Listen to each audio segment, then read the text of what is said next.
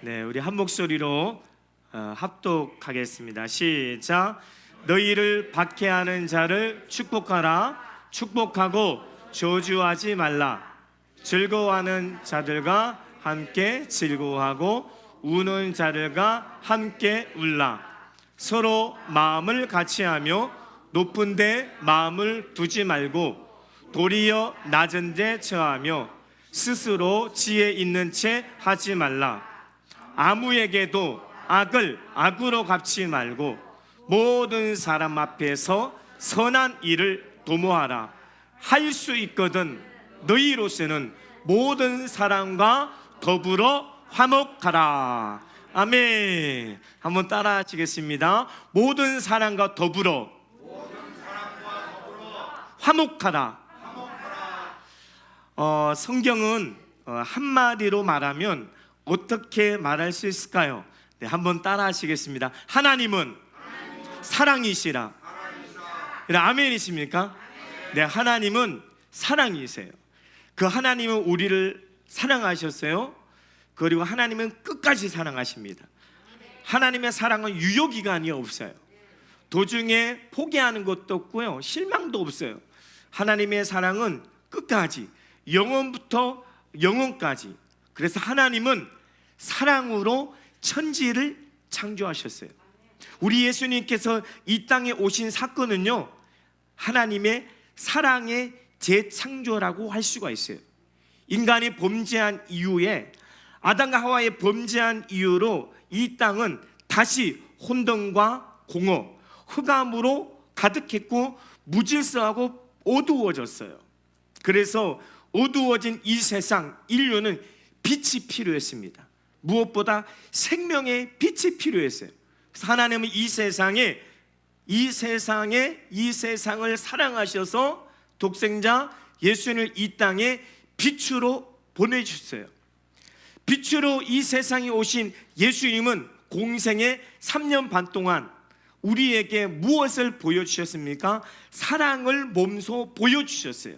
그래서 우리 3년 반 동안의 모든 사역에 보면 언제나 사회에서 약자들, 또 가난하고 헐벗고 이렇게 소외된 사람들, 가난하고 헐벗고 소외된 사람들, 또는 병자, 또는 죄인, 그들의 친구가 되어주신 것을 우리가 알 수가 있습니다. 특별히 우리 예수님의 사랑의 절정은 바로 십자가입니다. 우리 예수님의 사랑의 절정은 십자가인데, 예수님의 십자가는 바로 화목의 십자가입니다. 한번 믿음으로 고백해 볼까요? 예수님의 십자가는 화목의 십자가다. 믿으십니까? 예수님의 십자가는 사랑의 상징이지만, 사랑의 절정이 십자가지만, 그 십자가의 영적인 교훈과 의미가 무엇이냐? 화목케 하는 십자가예요. 우리 에베소 말씀, 에베소서 2장 16절 말씀 같이 읽어볼게요. 시작. 또 십자가로 이 둘을 한 몸으로 하나님과 화목하게 하려 하심이라. 원수된 것을 십자가로 소멸하시고. 골로새서 1장 20절 같이 읽을게요. 그의 십자가의 피로 화평을 이루사 만물 곧 땅에 있는 것들이나 하늘에 있는 것들이 그로 말미암아 자기와 화목하게 되기를 기뻐하심이라. 할렐루야. 우리의 인류의 조상의 아담과 하와가 범죄했잖아요. 불순종으로 범죄한 이유로 하나님과 멀어졌어요. 원수가 된 거죠. 하나님과 우리의 관계가 아주 멀어졌어요. 근데 이 관계에 화목이 필요하셨어요. 그래서 하나님이 세상을 사랑하셔서 재창조로 예수님을 이 땅에 보내셨어요. 예수님께서 지신 그 십자가는요, 그 십자가는 화목의 십자가, 화목의 십자가에 달리신 예수님은 화목 제물이 되셨어요. 그분의 화목의 십자가를 통해서 멀어졌던 관계가 회복되어지고, 하나님과 우리의 관계가 회복되어지고, 그리고 화평을 이루게 되고, 골로새서 말씀처럼 모든 만물, 땅에 있는 모든 것, 하늘에 있는 모든 것이 그분과 화목하게 된 줄로 믿습니다. 바로 이게 십자가가 바로 화목의 십자가입니다. 이 십자가의 의미가 어떻습니까? 위로는 하나님과의 화목을 이루는 거예요. 그래서 욥기서 22장 21절에도 너는 하나님과 화목하고 평안하라. 그리하면 내게 복이 있을 것이다. 여러분, 하나님과 화목한 자는 복이 있습니다. 하나님과 화목한 자는 하나님과 동행하게 되고요, 하나님과 화목하게 되면 하나님과 동행하고 끝까지 그 영혼육을 돌봐주시고 승리케 하시고 형통케 하시면 알 수가 있어요. 그래서 우리는 어떠한 삶, 어떠한 환경 속에서도 우리는 하나님과 화목한 자가 되어야 될 줄 믿습니다. 여러분, 가정도 하나님과 화목하고 평안하면 복이 있어요.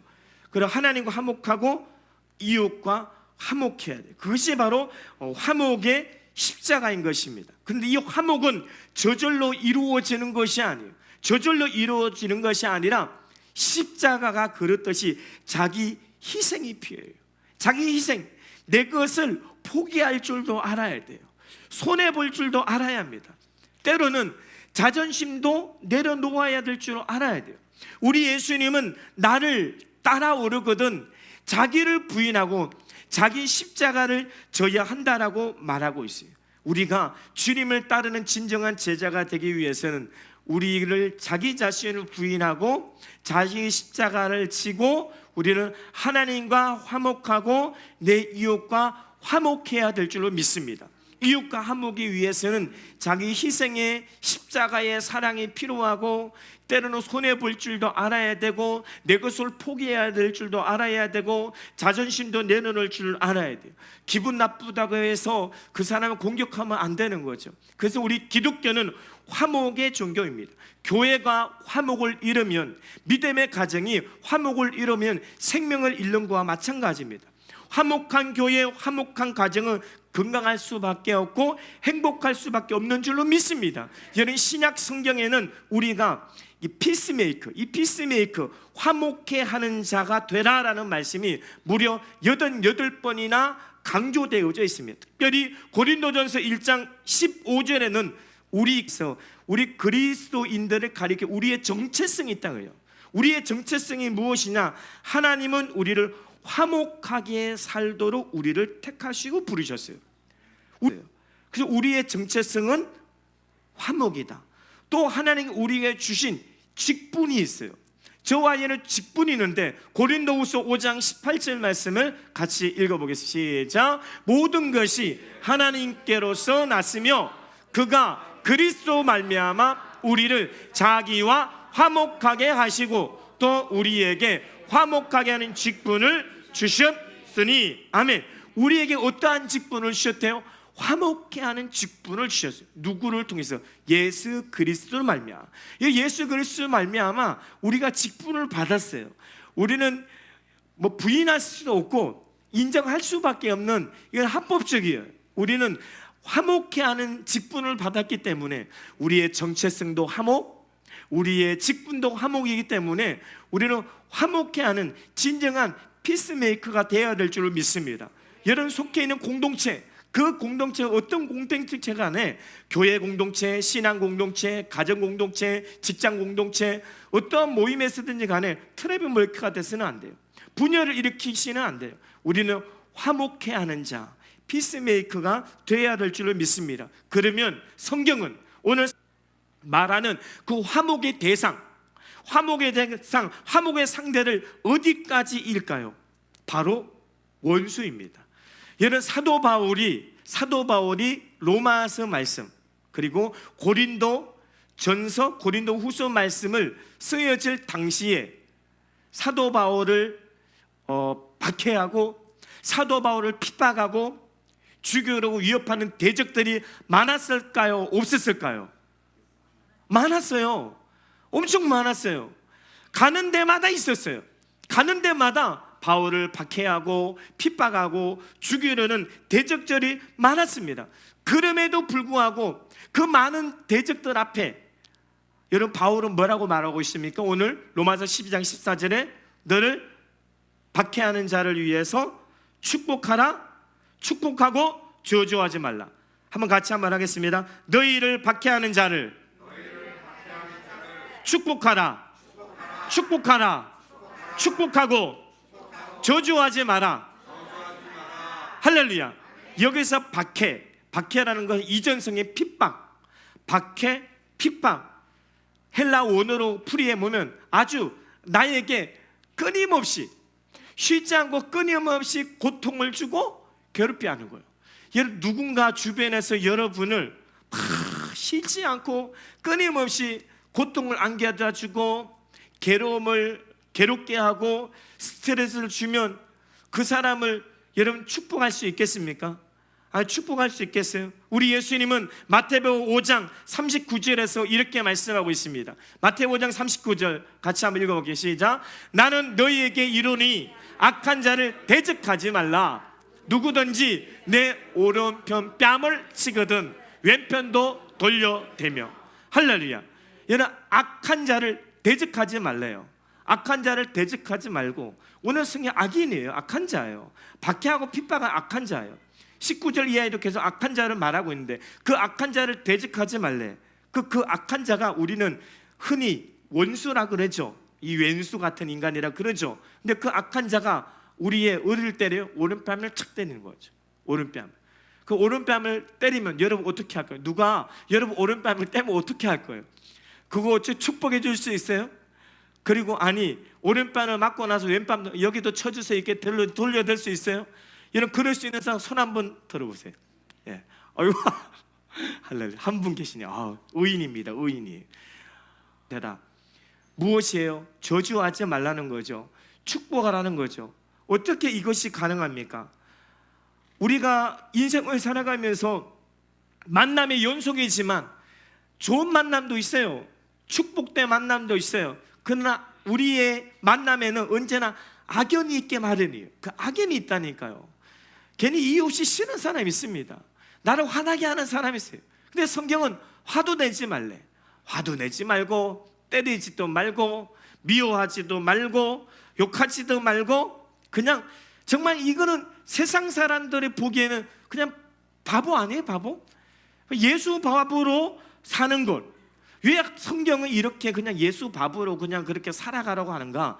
우리 19절 말씀을 우리가 한번 살펴봐야 돼요. 로마서 14장 19절 말씀 같이 읽을게요. 내 사랑하는 자들아 너희가 친히 원수를 갚지 말고 하나님의 진노하심에 맡기라. 기록되었으되 원수 갚는 것이 내게 있으니 내가 갚으리라고 주께서 말씀하시느니라. 할렐루야. 이것이 진리예요. 원수를 갚지 말래요. 원수 갚지 하나님의 진노하심에 맡기라. 원수 갚는 건 내게 있으니 내가 갚으리라. 오늘 성경에 보니까 고난이에요. 고난. 이것은 하나님의 고난이에요. 이것을 우리가 만약에 원수를 향해서 욕을 한다든가 원수를 향해서 저주를 한다든가 원수를 향해서 비판하고 정죄하고 그렇게 하면 이것은 우리에게 월권인 거죠. 하나님의 영역을 침범하는 거예요. 그건 하나님의 고난이야. 원수, 우리를 박해하고 핍박하고 우리를 공격한 그 대적들, 원수들은 누가 갚아주세요? 하나님이 갚아주세요. 하나님의 고난이에요. 그 우리에게는 원수를 갚는 것을 하나님이 허락지 않아요. 허락이 안 되어져 있어요. 이거는 하나님의 고난이에요. 우리에게 허락된 고난은 뭐예요? 화목이에요. 저주하지 말고 축복하고, 이것이 우리의 고난이에요. 그러면 누가 그 원수를 갚아주세요? 하나님이 대신, 하나님 대신 갚아주시고 나를 돕는 자들 가운데 함께 하셔서 보응하시고 하나님이 쓴맛을 보여줍니다. 우리는요 축복만 했더니 하나님이 직접 일하세요. 여러분의 잘 아는 다윗의 가장 위대한 시가 시편 23편이잖아요. 시편 23편 5절에 원수의 목전에서 내게 상을 차려주시고, 주님은 우리의 선한 목자가 되세요. 우리에게 부족함이 없게 채우시고 공급하셔요. 근데 때로는 우리가 사망이 엄침한 골짜기에 내몰릴 때도 있어요. 근데 사망이 엄침한 골짜기에 누가 있습니까? 원수들이 있다는 거예요. 우리를 대적하고 우리 힘들고 우리를 괴롭히고 우리를 박해하고 핍박하는 원수들이 있어요. 그런데 하나님은 어떻게 갚아주세요? 그 원수의 목전에서 우리에게 밥상을 차려주세요. 구원의 상을 차려주십니다. 여기 에스더에 보면 하만 장군이 나오고 모르드게가 나와요. 그리고 에스더가 나와요. 에스더는 그때 왕후였어요. 그런데 이 하만 장군이 에스더와 모르드게와 모든 유다인들을 죽이려고 합니다. 사실 하만적 이것을 계획한 것이 다른 거 아니에요. 그냥 기분 나빴었거든요. 오늘도 묻지마 범죄가 많이 있잖아요. 막 하루가 멀다 하게 묻지마 범죄가 뭐 하긴 뭐 아무런 관계도 없는 거예요. 일면식도 없는데 살인하고, 그리고 뭐 무참히 폭행을 하고. 그래서 검거하고 난 다음에 왜 때렸냐, 왜 살인을 저질렀냐, 그 뭐라 하는 말이 기분 나빠서. 아니 이 시대가 그렇다니 마지막 때 저 기분 나쁘다고 때리고요, 쳐다본다고 때리고요, 기분 나쁘다고 공격하고요, 죽이는 거 시대에 살아가고 있어요. 근데 이것이 오늘날만 그런 것이 아니라 구약에도 그랬어요. 여러분 모르드게가 삼촌이잖아요. 에스더 왕후의 삼촌. 그 모르드게가 하만 장군이 인사 안 했다고 그게 기분 나쁜 거예요. 그래서 그 하만 장군이 모르드게와 모든 유다인들을 죽이려고 악한 꾀를 세웁니다. 악한 꾀, 악한 꾀를 도모하는데 에스더 9장 25절에 보니까 하만이 모르드게 유다인을 죽이려고 악한 꾀를 세웠으나 자기가 세운 꾀에 자기와 자녀들이 죽임을 당하게 됩니다. 누가 응징하신 거예요? 하나님이 응징하신 거예요. 여러분 잘 아는 다니엘서 6장에 보면 여러분 다니엘의 신분이, 우리 지난 시간에 말씀의 은혜를 나눴지만 다니엘의 신분은 본토 사람이 아니잖아요. 전쟁 포로로 잡혀왔어요. 근데 우리나라는 조선 8도지만 이 바벨론 제국은 120도예요. 총리가 12명이 있어요. 그 12명의 총리 중에 수석 총리가 누구예요? 수석 총리가 다니엘은요 터너도 먼지가 안 나요. 다니엘 이름의 뜻이 하나님 나의 재판장이라는 거예요. 하나님 나의 재판장이 되니까 항상 하나님 면전의식을 가면서 거룩을 잃어버리지 않고 정직하게 성실하게 삶을 살아온 다니엘은요 오게 티가 없어요. 근데 저거를 잡아 죽여야 되는데 본토 사람도 아니고 전쟁 포로로 잡혀온 저것이 우리의 수석 총리를 하고 있으니까 이것은 뭐 불법을 행할 수도 없고 돈을 어떻게 챙길 수도 없는 거예요. 잡아 죽이자. 그들은 항상 모이며 음모를 꾸미고, 그래서 그들이 한 것이 뭐예요? 누구든지 왕 이외에 절을 하거나 기도를 하면 사자굴에 던지리라. 그래서 이것을 왕에 해서 왕이 딱 보니까 우와 이런 충신이 다 있느냐, 왕이 너무 기쁘고다 왕의 도장을 찍습니다. 그러나 놀라운 사실은 이 다니엘서 6장 10절에 보니까 다니엘이 이 조서에 왕의 도장에 찍힌 것을 알고도 전에 행하던 대로 하루 3번씩 예루살렘 향해서 기도하며 감사하였더라. 여기 감사할 일이에요. 그런데도 다니엘은 기도의 사명 때 감사 기도를 하루 3번씩. 그래서 왕의 조서기 때문에 그는 그 대적들의 모함을 받아서 사자굴에 들어가게 돼요. 얘는 사자굴에 들어갔지만 다니엘은 사자굴에서 죽임을 당했나요? 아니잖아요. 다니엘은 그 사자굴에서 건짐을 당하고, 다니엘서 6장 24절에 보니까 다니엘을 참소하려는 자들, 그들을 다 끌어모아서 그들의 처자식들까지 사자굴에 던졌더니 그들이 사자굴의 땅에 닿기도 전에 사자들이 모여서 그들의 뼈를 으스러뜨렸다고 합니다. 누가 응징하신 거예요? 하나님이 하신 거예요. 원수 갖는 것은 하나님께 있지 우리에게 있는 것이 아니다. 우리는 악인들을 대적하지 말고 나를 힘들게 하고 나를 괴롭게 하는 혹시 그런 사람이 있거들랑 마음껏 축복해 주시기 바랍니다. 축복하면 하나님께서 원수는 하나님께서 갚아주실 줄로 믿습니다. 원수를 향한 저주와 심판은 하나님의 권한입니다. 하나님 다 갚아주실 것을 믿고 기도하고 축복하는 저와 여러분 되시기를 주 예수를 간절히 축원합니다. 둘째로 하나님은 모든 사람과 화목하라 그랬어요.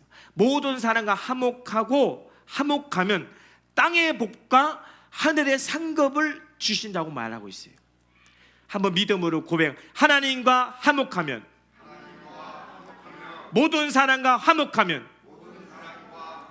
땅의 축복과 하늘의 상급을 주신다. 할렐루야. 이런 마태복음 5장 46절 말씀에 보면 같이 읽을게요. 너희가 너희를 사랑하는 자를 사랑하면 무슨 상이 있으리요? 세리도 이같이 아니하느냐. 아멘. 많은 사람은 이것이 인지상정인 것 같아요. 나를 좋아하는 사람 나도 좋아요. 나에게 잘해주는 사람 나도 잘해주고 싶어요. 나를 사랑하는 사람 나도 사랑해요. 이것은 누구나 다 그때 당시 세리는 죄인 취급됐으니까 다 아는 거예요. 세상 사람도 똑같아. 믿지 않는 사람은 똑같이 이방인들도 죄인들도 나를 사랑하는 자 사랑하고 좋아하는 사람 좋아하고 잘해주는 사람 잘해줘요. 만약에 우리가 하나님의 자녀인 화평케 하는 자인 우리가 우리를 사랑하는 자만 골라서 우리가 사랑하고 좋아한다? 그럼 그들과 다를 게 하나도 없다는 거죠. 결국에는 하늘의 상을 받지 못함을 성경은 말씀하고 있습니다. 오늘 우리 여러분 주보에 보면 창세기 12장 3절 우리 외울 말씀이 있죠. 우리 같이 한번 읽어볼게요. 시작. 너를 축복하는 자에게는 내가 복을 내리고 너를 저주하는 자에게는 내가 저주하느니 땅의 모든 족속이 너로 말미암아 복을 얻을 것이라 하신지라. 아멘. 이거 창세기 12장이죠. 창세기 22장 같이 읽게요. 시작. 또 내 씨로 말미암아 천하 만민이 복을 받으리니 이는 내가 나의 말을 준행하였음이라 하셨다 하니라. 아멘. 여러분 창세기 12장 3절 말씀도 창세기 12장 3절 말씀도 하나님께서 아브라함에게 주신 말씀이에요. 그럼 창세기 22장 18절 말씀도 역시 하나님이 아브라함에게 주신 말씀이에요. 첫 번째 3절의 말씀이 뭐라고 축복하십니까? 하나님이 2절에는 하나님이 아브라함을 찾아온 적이 없어요. 창세기 12장에 느닷없이 예고 없이 하나님 아브라함을 찾아오셨어요. 그래 그에게 말씀하십니다. 너를 축복하는 자에게 너를 축복하는 내가 너를 축복하고 너를 저주하는 자에게 내가 저주할 것이다. 땅의 모든 족속이 너로 말미암아 복을 얻을 것이라. 그러면 아브라함을 저주할 수 있어요 없어요? 못하는 거예요. 만약에 아브라함을 저주하면 그 저주가 부메랑이 돼서 도로 돌아가는 거예요. 근데 중요한 것은 22장 18절에는 너로 말미암아 복을 받는 것이 아니라 땅의 모든 족속이 너로 말미암아 복을 받는 것이 아니라 이제는 내 씨로 말미암아 천하 만민이 복을 받으리라. 이제 아브라함에서 아브라함의 자손들, 아브라함의 후손들, 아브라함의 씨로 말미암아 천하 만민이 복을 받는다는 거예요. 그 아브라함만이 아니라 아브라함의 씨, 아브라함의 자손, 여기에서 우리에게 굉장히 희망이 되고 축복이 되는 핵심이 있습니다. 그 핵심 진리가 있는데 여러분 누가복음 19장 9절 누가복음 19장 9절 읽겠습니다. 시작. 예수께서 이르시되 오늘 구원이 이 집에 이르렀으니 이 사람도 아브라함의 자손이미로다. 아멘. 여러분 누구에게 한 말인지 아세요? 우리 예수님이 죄인이 세리장 삭개오에게 한 말이에요. 삭개오. 여러분 당시만 하더라도 세리는 죄인 취급했어요. 이 이스라엘은요, 예루살렘 그 이스라엘은 로마의 지배를 받은 식민지예요. 근데 로마 사람은 다른 정책을 안 해. 그냥 세금만 바치면 돼요. 그 세금을 로마 사람을 통해서 바치게 하는 것이 아니라 동족 유대인 중에 한 사람을 세워요. 동족 유대인 중에 한 사람을 세워가지고 그 사람을 세리, 오늘날 말하면 한 국세청장 정도 세워가지고 권한을 줘서 세금을 받아오게 해요. 삭개오가 그 역할을 한 거예요. 그리고 완전 매국노가 된 거예요. 졸지에 매국노가 됐지만 삭개오가 엄청 부자가 됐어요. 왜? 세금을 걷어들이면서 정상적으로 계산해서 걷어들인 것이 아니라 속였어요. 속여가지고 세금을 더 많이 걷어들인 거예요. 그러니까 이 세리장 삭개오가 완전 죄인 취급당한 거예요. 부자인데 명예도 지위도 건설이고 부자인데 늘 마음이 공허해. 동족들에게 왕따당하죠. 무시당하죠. 사람 대우 취급당하지 않죠. 늘 외로운 거예요. 지위도 명예도 있고 돈도 재산도 많은데 늘 공허해. 근데 예수님이 지나가신다네. 원래 키가 좀 작은 것 같아요. 그래서 삭개오가 뽕나무 올라가서 예수님이 지나가서 물끄러미 쳐다봅니다. 예수님이 딱 멈추고 삭개오야 내려오라. 내가 오늘 내 집에 유하여야 하겠다. 내 집에 머물겠다는, 뭐 어떤 축복을 주신 것도 아니에요. 그냥 내 집에 내가 오늘 머물겠다. 이 말 한마디에 삭개오가 완전히 변화가 됩니다. 거듭나요. 그럼 뭐라고 고백하는 줄 아십니까? 주여, 내 소유의 절반을 다 팔아가지고 가난한 사람들에게 다 나눠주겠나이다. 여러분, 삭개오에게 있어 돈은요 생명과 같은 존재였어요. 지금까지 모아왔거든요. 근데 예수님을 만나가 동시에 완전히 변화가 돼요. 가치관의 변화가 이루어지고요, 아주 충돌이 이루어집니다. 그리고 그는 내 소유를 다 팔아서 가난한 사람에게 다 나눠주겠나이다. 그리고 또 뭐래요? 내가 두 번 다시 남의 것을 속여서 토생한 것이 있거든 4배나 갚겠나이다. 그때 주님께서 마태복음 말씀을 준 거예요. 누가복음 19장 9절. 오늘 구원이 이 집에 이르렀으니 이 사람도 아브라함의 자손. 여러분, 삭개오는 아브라함의 자손가 될 수가 없어요. 왜? 죄인 취급 당했으니까. 그런데 그 믿음으로 말미암아, 예수 그리스도의 믿음으로 말미암아 죄인 된 삭개오가 아브라함의 자손이 된 거예요. 할렐루야. 우리 갈라디아서 3장 7절 말씀 읽을게요. 시작. 그런즉 믿음으로 말미암은 자들은 아브라함의 자손인 줄 알지어다. 한 번 더 읽을게요. 그런즉 믿음으로 말미암은 자들은 아브라함의 자손인 줄 알지어다. 할렐루야. 여러분, 창세기 22장 18절에 뭐라 그래서 천하 만민이 내 씨로 말미암아 복을 받을 것이다. 우리가 역사적으로, 환경적으로, 지리적으로, 혈연적으로 아브라함의 자손은 될 수가 없어요. 왜? 역사적으로 동떨어지고 지리적으로 동떨어져요. 그런데 무엇으로? 믿음으로 말미암아. 우리 믿음으로 말미암아 아브라함의 씨가 됐어요. 믿음으로 말미암아 아브라함의 자손이 됐어요. 그러면 누군가 우리를 축복해. 그럼 하나님 그 사람을 축복해 줘요. 누군가 우리를 공격하고 대적하고 핍박해요. 그러면 하나님이 그 사람을 응징합니다. 그 사람을 저주를 해요. 왜? 우리가 아브라함의 씨기 때문에. 주님 약속의 말씀 아니에요? 천하 만민이 너를 통해서 복을 받을 것인데, 내 씨로 복을 받을 것인데, 너를 축복하는 자에게 내가 책임지고 축복해 줄게. 너를 저주하는 자에게는 내가 끝까지 응징해주고 저주할 것이라. 하나님의 약속이에요. 주님의 약속은요 끝까지 주님이 이루십니다. 불변하지 않아요. 할렐루야. 그러니까 이것이 축복의 말씀인가 동시에 우리도 조심해야 돼요. 저는 최근에 어떤 제가 존경하는 멘토 같은 목사님을 한 분 만났어요. 그 목사님이 처음에 교회를 개척할 때 그 대전이라는 지역에 막 중형교회, 대형교회가 막 절비했을 때 많이 있었대요. 그러니까 목사님이 이제 개척해서 얼마 안 됐으니까 큰 교회를 보니까 부럽기도 하고 배 아프기도 하고, 그러면서 설교를 가서 들어봤대. 설교를 들어보니까 설교도 자기보다 못하는 것 같고 기도도 영 시원치 않은데 어떻게 저렇게 대형교회가 됐을까? 어떻게 저렇게 중형교회가 됐을까? 그러면서 그 뭐 도전 받고 동기부여 받기는커녕 배 아파가지고 오히려 그 교회들을, 목사님들을 오히려 안 좋은 말로 막 그렇게 얘기했다는 거죠. 근데 말씀을 읽다가 이 목사님 막 깨달아 얻었어요. 내가 지금 뭘 하고 있는 거지? 저분이 믿음으로 교회를 세웠고 믿음으로 아브라함의 자손이 되었는데 내가 지금 무엇을 하고 있지? 아브라함의 자손을 내가 지금 저주하고 있네? 이런 아브라함의 자손을 저주하면 그 저주가 누구에게 와요? 나에게 오잖아. 그래서 내가 교회가 부흥이 안 되는구나. 그래서 내가 항상 개척교회 부흥이 안 되고 맨날 요모야 꼴이구나. 그걸 깨달았다는 거예요.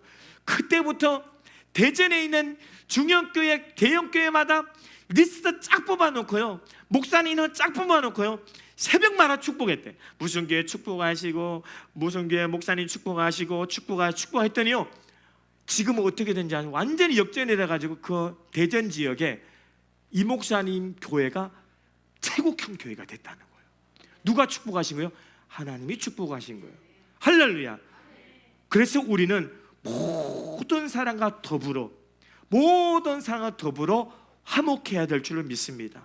화목하고 사랑으로 화목하고 하나님과 화목하고 이웃과 화목하고, 비록 우리를 대적하고 공격하는 사람이 있다 할지라도, 비록 그 사람이 헐벗고 가난하고 소외되고 가진 것이 없고 외모로 봤을 때도 흠하고, 그런 사람 보더라도 하나님은 우리 마음의 중심을 보시잖아요. 한 영혼이 얼마나 귀합니까? 하나님 우리 마음의 중심을 보셔요. 그 사람 외모 중요하지 않습니다. 그 사람의 지위, 그 사람 환경 한 개도 중요하잖아요. 그 영혼이 귀한 거예요. 그 어떤 영혼이 됐든 간에, 비록 우리를 공격하는 원수가 됐든 간에 우리는 그 영혼을 사랑하고 섬겨야 될 줄로 믿습니다. 여러분, 도저히 이해할 수 없는 상황, 도저히 이해할 수 없는 그런 사람들 우리 인생 속에 많이 만나잖아요. 정말 속된 말로 꼴 보기 싫은 사람들, 그런 사람 여러분 주변에 있지 않아요? 그냥 길 가다가 마주치면 돌아서고 싶은 그런 사람 있잖아요. 피하고 싶은 사람 있어요. 그래도 오늘 성경은, 바울은 자기가 그랬듯이 우리에게도 그것을 말씀하고 있습니다. 그런 사람, 원수까지도 핍박하지 말고 저주하지 말고 악을 악으로 갚지 말고 선한 일을 도모하라. 선한 일을 도모하라. 왜? 우리가 하나님의 자녀이기 때문에. 하나님의 자녀이기 때문에 우리는 모든 사람과 더불어 화목을 해야 될 줄로 믿습니다. 그리고 무엇보다 나를 위해 십자가에 피 흘려 죽으신 그 예수님의 십자가 사랑을 기억해 보세요. 우리 예수님은 우리와 하나님의 관계에 그 깨어졌던, 그 멀어졌던 그 관계로 질병이 왔고 사망이 왔고 세상에 근심 걱정이 왔는데, 이 관계를 회복시키기 위해서 우리 예수님은 화목의 십자가에서 화목 제물이 되신 거예요. 우리가 인생을 살아가면서 많은 사람들을 만날 거예요. 가정에서도 만날 것이고, 형제 가운데 만날 것이고, 또 친구 가운데, 친인척 가운데, 이웃 가운데 많고 많은 여러 부류의 사람을 만날 것이에요. 편인이고 축복된 만남도 있지만 악인이 있을 거예요. 그 악인을 어떻게 상대해야 됩니까? 마음껏 축복해 주십시오. 저주하지 말고 사랑으로 축복해 주십시오. 그 사람이 아브라함의 씨가 될지는, 아브라함의 자손이 될지는 아무도 모릅니다. 만약에 내가 축복하지 않고 미워하고 시기하고 질투하고 대적하고 내가 저주하는 그 사람이 여러분 아브라함의 씨라고 생각해 보세요. 여러분 아브라함의 자손을 생각해 보세요. 내가 저주한 만큼 그 저주가 내게로 돌아온다는 것 얼마나 무서운 일입니까? 간절히 바라고 원하기는 어떤 사람을 만나는지, 어떤 상대를 만나는지 마음껏 축복해 주시기 바랍니다. 마음껏 사랑해 주시기 바랍니다. 저와 여러분은 피스메이커, 하나님 피스메이커, 화평하는 자. 오늘 성경 말씀 우리 개역 개정에는 화목이라고 되어져 있지만 이전 성경에는 화평이에요. 피스메이커, 평화, 화평하는 사람. 이런 성경에를 보니까 아브라함, 이삭이 어떠니? 이삭은 진정한 피스메이커였어요.